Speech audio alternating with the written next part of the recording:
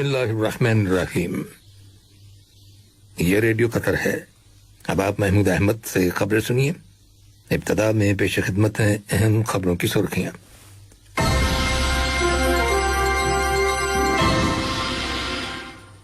साहिब इस्म अमीर ने जमहूरिया बेनिन के सदर को मुबारकबाद का बरकी पैगाम और जमहूरिया चाड की अबूरी मिलिट्री काउंसिल के सदर को ताज़ियत का बरकी पैगाम इरसाल किया है।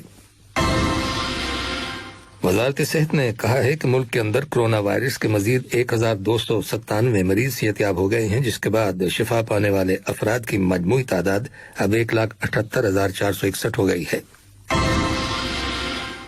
इस्तांबुल में पाकिस्तान, तुर्की और अफगानिस्तान के वज़राए खारजा की सह-फ़रीक़ी कॉन्फ्रेंस मुनक़्क़द हुई है, जिसमें अफगान अमन अमल के हवाले से पेशरफ्त का जायजा लिया गया। और रूस की वजारत दिफा ने कहा है कि उसने यूक्रेन की सरहद के करीब वाक़े क्रीमिया में फौजी एक्सरसाइजेज मुकम्मल करने के बाद अपने फौजी यूनिट्स को वतन वापस भेजने का काम शुरू कर दिया है। ये थी अहम खबरों की सुर्खियां, और अब से चंद लम्हों बाद तफसील से खबरें नशर की जाएंगी।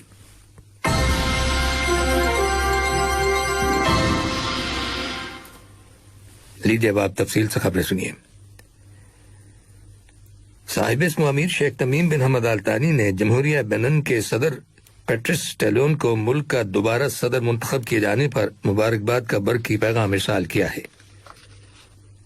नायब अमीर शेख अब्दुल्ला बिन हमद अल तानी और वजीर आजम और वजीर दाखिला शेख खालिद बिन खलीफा बिन अब्दुल अजीज अल तानी ने भी इस मौके की मुनासबत से जमहूरिया चाड के सदर के नाम मुबारकबाद के तार रवाना किए हैं।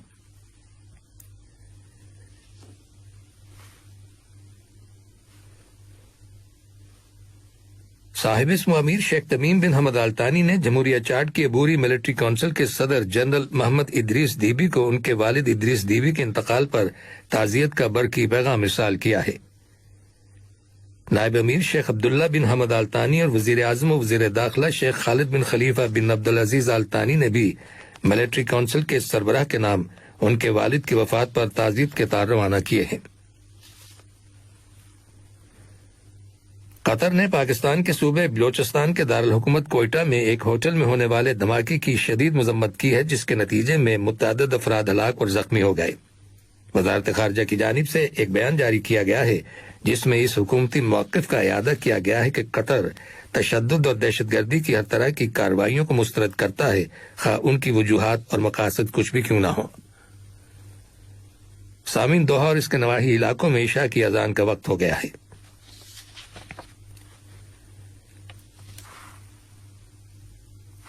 वजीर बल्दिया और माहौलियात इंजीनियर अब्दुल्ला बिन अब्दुल अजीज बिन तुर्की अल उसबई ने कहा है कि कतर मौसमियाती तब्दीलियों के अवामिल का मुकाबला करने के लिए मुकम्मल सरकारी उसूलों पर अमल पैरा है और इन अवामिल के तमाम पहलुओं को पेश नजर रखा जा रहा है। वो वीडियो कम्युनिकेशन के जरिए मौसमियात से मुताल्लिक सरबराह कॉन्फ्रेंस के मौके पर एक वर्चुअल इजलास से खिताब कर रहे थे। उन्होंने कहा कि कतर दुनिया को मजीद पायदार बनाने के लिए मुल्क के अंदर और बैरून मुल्क भरपूर कोशिशें जारी रखे हुए है। वजीर सनत और तिजारत अली बिन अहमद अल कुवारी ने कतर अल जज़ायर बिजनेस काउंसिल के पहले इजलास में शिरकत की है, जो वीडियो कम्युनिकेशन के जरिए मुनक्किद हुआ। उन्होंने कतर और बिरादर मुल्क जमहूरी अल जज़ायर के दरमियान मजबूत ताल्लुकात की जरूरत पर जोर देते हुए कहा कि गुज़श्ता चंद बरसों के दौरान दोनों ममालिक के माबैन इक्तसादियात और सरमायाकारी के शोबों में ताउन को फरोग हासिल हुआ है।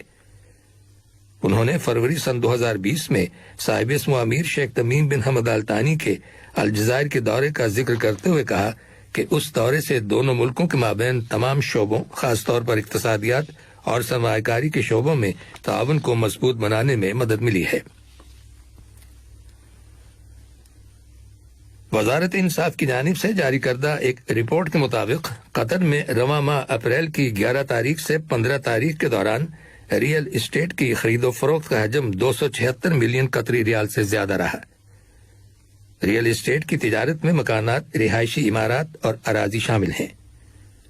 अलवाकरा, दोहा और अल रैयान म्यूनिसिपैलिटीज की हदूद में वाक़ इमलाक की खरीदो फरोख्त सबसे ज्यादा रही। वजारत सेहत ने ऐलान किया है कि मुल्क के अंदर गुज़श्ता 24 घंटों के दौरान कोरोना वायरस के 798 नए केसेस रजिस्टर किए गए हैं, جن میں سے 524 کا تعلق لوکل کمیونٹی سے ہے، جبکہ 274 کا تعلق ان افراد سے ہے جو حال ہی میں بیرون ملک سے دوحہ واپس آئے ہیں۔ وزارت صحت نے کرونا وائرس کے 6 مریضوں کے انتقال کر جانے کی تصدیق کی ہے۔ اس کے علاوہ کرونا وائرس کے مزید 1297 مریض صحت یاب ہو گئے ہیں، جس کے بعد شفا پانے والے افراد کی مجموعی تعداد اب 1,78,461 ہو گئی ہے۔ دریں اثنا متعلقہ اتھارٹیز نے 322 افراد کو حراست میں لینے کے بعد انہیں پبلک پراسیکیوشن کے حوالے کر دیا ہے۔ ان لوگوں نے پبلک پلیسز پر فیس ماسک استعمال کرنے کی پابندی کی خلاف ورزی کی تھی۔ ایک شخص نے گاڑی میں ڈرائیور سمیت 4 سے زیادہ افراد سوار نہ کرنے کی پابندی کی خلاف ورزی کی، تاہم گاڑی میں ایک ہی خاندان کے 4 سے زیادہ افراد کے بیٹھنے کی اجازت ہے۔ بھارت میں گزشتہ 24 گھنٹوں کے دوران کووڈ 19 کے 3,32,000 سے زیادہ نئے کیسز رپورٹ ہوئے ہیں، جو عالمی سطح پر یومیہ کیسز کی اب تک کی سب سے بڑی تعداد ہے۔ جان ہاپکنز یونیورسٹی کے اعداد و شمار کے مطابق دنیا کے مختلف ممالک میں اس وقت کرونا وائرس کے مصدقہ کیسز کی تعداد 14,47,71,000 سے زیادہ ہو چکی ہے۔ سب سے زیادہ متاثر ہونے والے ملک امریکہ میں کرونا وائرس کے تقریباً 3,19,00,000 متاثرین ہیں، جبکہ وہاں وائرس کی وجہ سے 5,70,000 سے زیادہ لوگ ہلاک ہو چکے ہیں۔ بھارت میں کرونا وائرس کی وبا خطرناک شکل اختیار کر چکی ہے اور بھارت اب دنیا میں کرونا وائرس کے پھیلاؤ کا سینٹر بنتا جا رہا ہے۔ بھارت میں گزشتہ 2 روز سے وائرس کے مریضوں میں مسلسل اضافہ ہو رہا ہے، جبکہ ہاسپٹلز میں وینٹیلیٹرز اور آکسیجن کی کمی ہو گئی ہے۔ ادھر پڑوسی ملک پاکستان میں کرونا وائرس کی تیسری لہر کے دوران نئے مریضوں کی تعداد میں تیزی سے اضافہ ہو رہا ہے۔ پاکستان کے وزیر اعظم عمران خان نے قوم کو خبردار کیا ہے کہ اگر کرونا وائرس کی روک تھام کے لیے احتیاطی تدابیر اور ضوابط پر عمل نہ کیا گیا تو صورتحال خراب ہو سکتی ہے اور حالات میں خرابی کی صورت میں لاک ڈاؤن بھی لگ سکتا ہے۔ کینیڈا کی حکومت نے ملک کے اندر کرونا وائرس کے پھیلاؤ کو روکنے کے لیے کل جمعرات کے دن سے بھارت اور پاکستان سے آنے والی پیسنجر فلائٹس کو 30 دن کے لیے معطل کر دیا ہے۔ بھارت کی ریاست مہاراشٹرا کے شہر ویرار کے کرونا وائرس کے مریضوں کے لیے ایک ہاسپٹل میں آج صبح آگ لگ جانے کے نتیجے میں 13 مریض ہلاک ہو گئے۔ رپورٹس کے مطابق ہاسپٹل کی دوسری منزل پر واقع انتہائی نگہداشت کے وارڈ ICU میں اچانک آگ بھڑک اٹھی، جس پر بعد میں قابو پا لیا گیا۔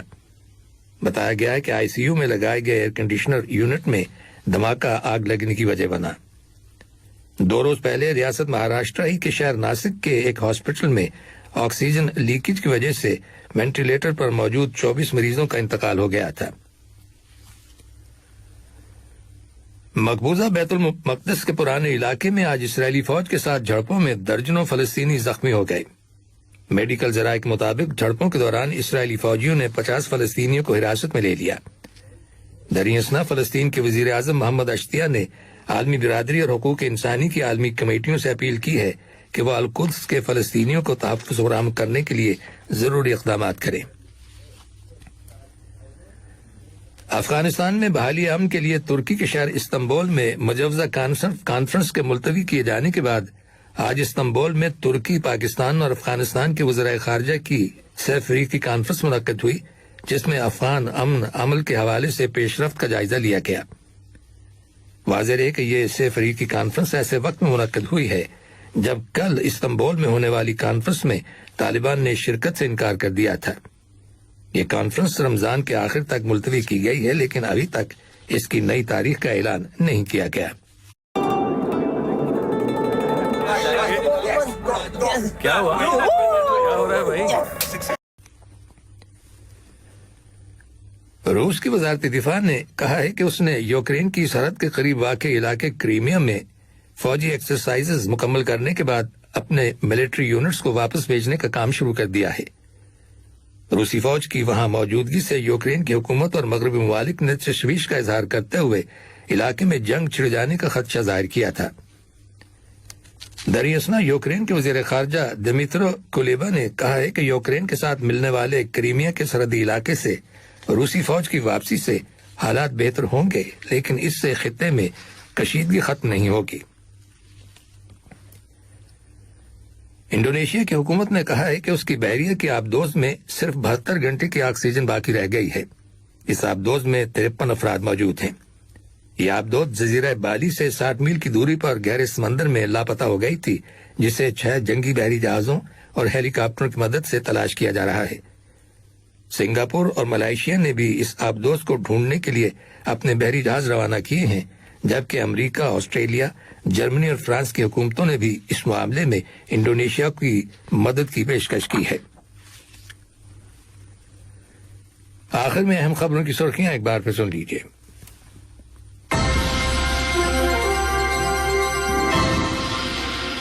صاحب اسم امیر نے جمہوریہ بنن کے صدر کو مبارکباد کا برقی پیغام اور جمہوریہ چاڈ کی عبوری ملٹری کونسل کے صدر کو تعزیت کا برقی پیغام ارسال کیا ہے۔ وزارت صحت نے کہا ہے کہ ملک کے اندر کرونا وائرس کے مزید 1297 مریض صحت یاب ہو گئے ہیں، جس کے بعد شفا پانے والے افراد کی مجموعی تعداد اب 1,78,461 ہو گئی ہے۔ استنبول میں پاکستان، ترکی اور افغانستان کے وزرائے خارجہ کی سہ فریقی کانفرنس منعقد ہوئی ہے، جس میں افغان امن عمل کے حوالے سے پیش رفت کا جائزہ لیا گیا ہے۔ اور روس کی وزارت دفاع نے کہا ہے کہ اس نے یوکرین کی سرحد کے قریب واقع کریمیا میں فوجی ایکسرسائزز مکمل کرنے کے بعد اپنے فوجی یونٹس کو وطن واپس بھیجنے کا کام شروع کر دیا ہے۔